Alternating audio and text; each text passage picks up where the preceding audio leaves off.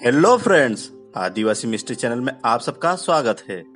बस्तर की माटी का वीर सपूत जिसने अपनी वीरता और पराक्रम से अंग्रेजों और ब्रिटिश अधिकारियों के साथ साथ तत्कालीन शासकों को दहशत और भय से परिचित कराया, उस भूमकाल के जन नायक से बस्तर आज भी गौरवान्वित होती है। मौर्य विद्रोह के पश्चात एवं अन्य छोटे छोटे विद्रोह के बाद 1910 में शासक रुद्र प्रताप सहदेव, जो कि भैरमदेव के पुत्र थे, के शासनकाल में मौर्य राज के लिए एवं तत्कालीन शासकों के शोषण के विरुद्ध आदिवासियों के विभिन्न जनजातियों के एक रूपता एवं संगठन का नाम था भूमकाल।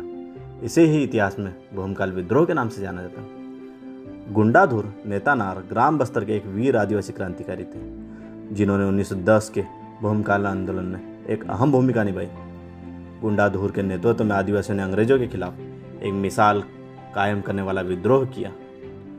1910 में अंग्रेजी शासन ने कांगेर जंगल के 2/3 हिस्से को आरक्षित वन घोषित करने का प्रस्ताव रखा और साथ ही ओडू खेती, जंगल में शिकार तथा वन उत्पादों को लेकर पाबंदी लगाई।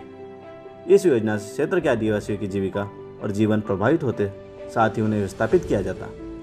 इसके साथ ही उसी समय बस्तर का यह क्षेत्र भयानक अकाल से प्रभावित हुआ, जिसने विद्रोह को आवश्यक बना दिया। इस कारण गुंडाधुर के नेतृत्व वाले इस आंदोलन ने जमींदारों और ब्रिटिश शासन के शोषण के खिलाफ भी विरोध छेड़ा।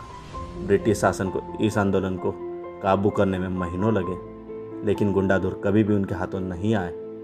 इस आंदोलन के फलस्वरूप आरक्षित वन का प्रस्ताव उसी समय रद्द कर दिया गया और बाद में उसके प्रस्तावित क्षेत्र को घटाकर आधा कर दिया गया। बस्तर के इस क्रांतिकारी बागाधुरवा को अंग्रेजों ने ही गुंडाधुर की उपाधि दी थी। दरअसल शहीद गुंडाधुर के विद्रोह करने के चलते ये नाम अंग्रेजों ने ही उन्हें दिया था। अंग्रेजों ने सैन्य टुकड़ी के साथ कैप्टन गियर को राजा की मदद के लिए भेजा गया। पंडा बैजनाथ और कैप्टन गियर ने आदिवासी विद्रोहियों को शांत करने का निर्णय लिया। आदिवासियों की संख्या में मनोबल देखकर अंग्रेजों के पसीने छूट गए। कप्तान गियर आदिवासियों को मिट्टी की कसम खाकर अत्याचार खत्म करने का घोषणा की तथा आपसी सर्वसम्मति से रहने के लिए गुजारिश की और आदिवासियों को भी कसम दिलवाई की और भविष्य में कोई विद्रोह नहीं करेंगे। इस तरह विद्रोह को शांत करा गया, किंतु अंग्रेजों की छलावा करने की पुरानी आदत रही है। कैप्टन गियर के द्वारा और सहयोग मंगाया गया और बाहर से सैनिकों की टुकड़ी आने के पश्चात विद्रोहियों पर हमला बोल दिया गया। अंग्रेजों की इस कायराना हरकत से सभी विद्रोही आश्चर्यचकित हो गए और अंग्रेजों के द्वारा पहले विद्रोहियों को महल से खदेड़ा गया तथा इस विद्रोह में 15 मुख्य विद्रोही गिरफ्तार हो गया, किंतु गुंडाधुर अंग्रेजों की पकड़ से बाहर ही रह गए।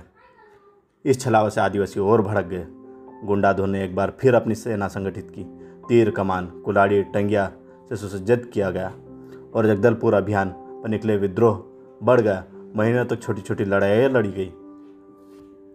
गुंडाधुर के नाम से अंग्रेज राजा, दीवान और सैनिक कांप उठते थे। अंग्रेजों में विद्रोहियों का दहशत फैलता जा रहा था। पहली बार महीनों तक किसी आदिवासी ने अंग्रेजों की नाक में दम करके रखा था और अपना डंका बजाया था। छोटी छोटी लड़ाइयाँ लड़ने के लिए गुंडाधुर खुद उपस्थित रहते थे। इस लड़ाई के बाद गुंडाधुर ने कप्तान घर पर हमला कर दिया और इस तरह अंग्रेजों की कायराना हरकत के जवाब दिया गया, किंतु कैप्टन गियर भागने में कामयाब हो गया।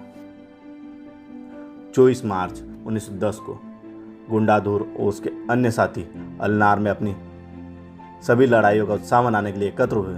मौर्य राज की स्थापना की खुशी के साथ साथ नगाड़े की थाप जंगल में गूंजने लगी।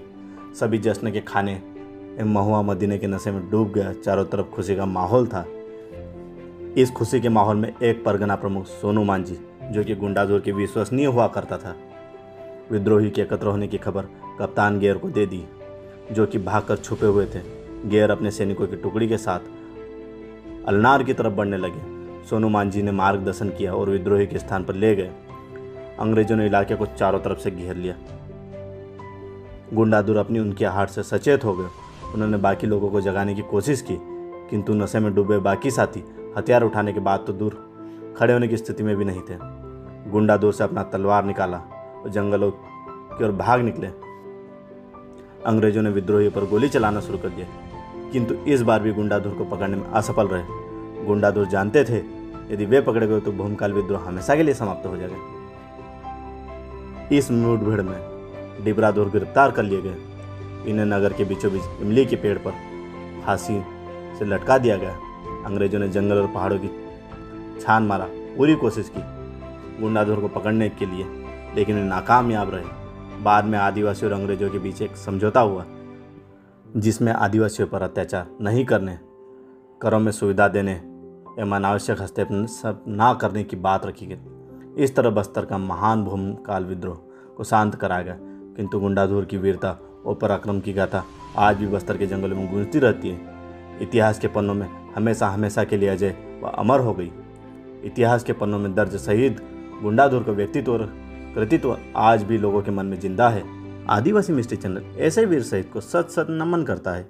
वीर शहीद गुंडाधुर को श्रद्धांजलि देने का एक छोटा सा प्रयास। ऐसे ही मजेदार वीडियो देखने के लिए आदिवासी मिस्ट्री चैनल को जरूर सब्सक्राइब करें।